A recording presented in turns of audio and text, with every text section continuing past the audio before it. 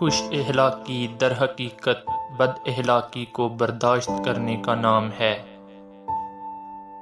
سیدھے درخت اور سیدھے لوگ سب سے پہلے کاٹے جاتے ہیں۔ بس اتنا یقین رکھیے، ہم جو کھو دیتے ہیں قدرت اس سے کہیں بہتر ہمارے لیے چن رکھتی ہے۔ وہ معجزوں کا بادشاہ ہے، جب چاہے حالات بدل سکتا ہے۔ ہم ایسی خود غرض دنیا میں رہتے ہیں جہاں مرنے کے بعد آپ کی تعریفیں کی جاتی ہیں۔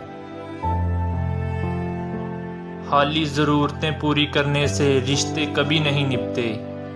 ضرورتیں تو آپ ملازمین کی بھی پوری کرتے ہو، ضرورتیں تو آپ ان کی بھی پوری کر دیتے ہو جن کو آپ جانتے تک نہیں۔ اصل چیز ہے احساس۔ جب تک احساس پیدا نہیں ہوگا رشتہ نبھتا نہیں بلکہ گھسایا جاتا ہے۔ جو عبادتیں اخلاق اور کردار پر اثر انداز نہ ہو سکیں وہ مشقت کے سوا کچھ نہیں۔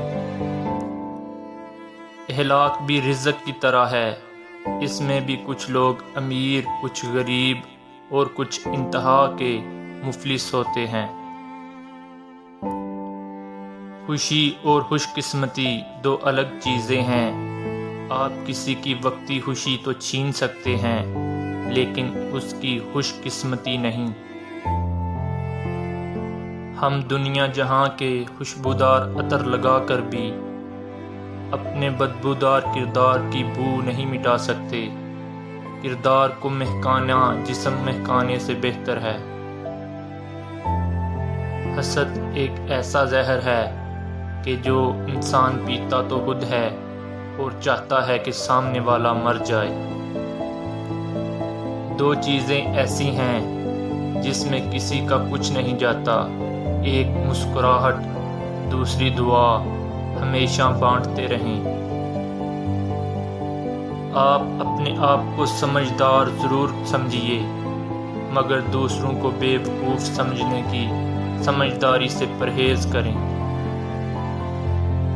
اپنے حصے کی غلطی کا اعتراف کر لینا کسی مسئلے کے حل کی طرف پہلا کامیاب قدم ہے۔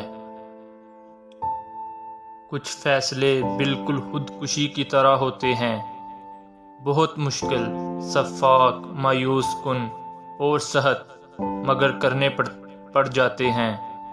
روشنی یوں ہی نہیں ہوتی، کچھ نہ کچھ جلانا پڑتا ہے۔ جس دن ہم یہ سمجھ جائیں گے کہ سامنے والا غلط نہیں، صرف اس کی سوچ ہم سے الگ ہے، اس دن زندگی سے بہت سے دکھ ختم ہو جائیں گے۔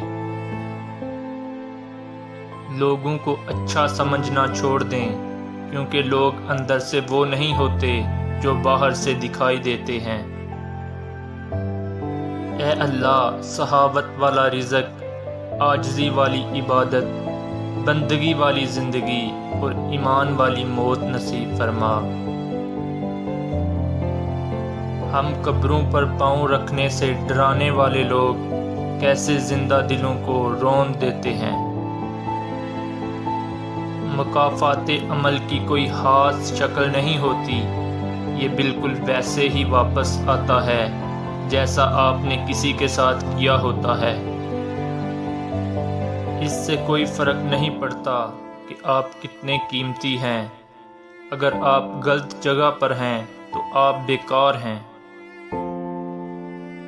ہمارا اچھا وقت دنیا کو بتاتا ہے کہ ہم کیا ہیں اور ہمارا برا وقت ہمیں بتاتا ہے کہ دنیا کیا ہے۔ وقت بدلتے دیر نہیں لگتی، ہم انسانوں کے لیے بہت بڑا سبق۔